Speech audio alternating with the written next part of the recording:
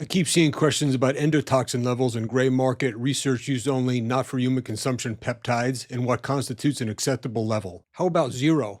Zero endotoxins injected into your body. That's the correct amount. For those of you who don't know what I'm talking about, people are buying injectable peptides online that are labeled for research purposes only, not for human use, but are clearly marketed for personal use.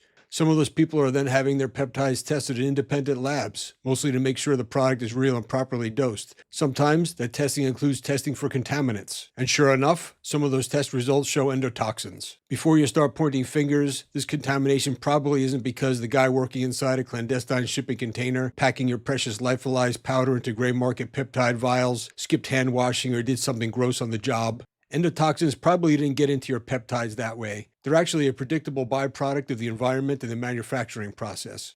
Endotoxins aren't live bacteria. They're lipopolysaccharides, or LPS, from the outer shell of gram-negative bacteria like E. coli. When those bacteria die, the cell wall breaks apart and releases these fragments. They remain biologically active, are extremely heat stable, and can't be neutralized by boiling or standard disinfectants. So how do they end up in gray market peptides? First, contaminated water.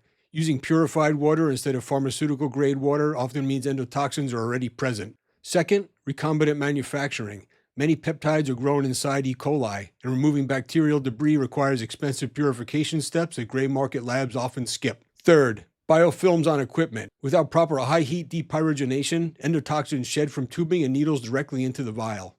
In the context of contaminated gray market peptides, the clinical concern with small, unpredictable endotoxin exposure is recurrent inflammatory episodes. Probably not death. I haven't seen reported cases of that. But at high enough concentrations, endotoxins can cause endotoxic shock, hepatic dysfunction, acute kidney injury, and endothelial injury ranging from disseminated intravascular coagulation to thrombotic microangiopathy. But even small amounts can cause inflammation, tissue damage, and fever. So, I don't know. You tell me. How much of that do you want?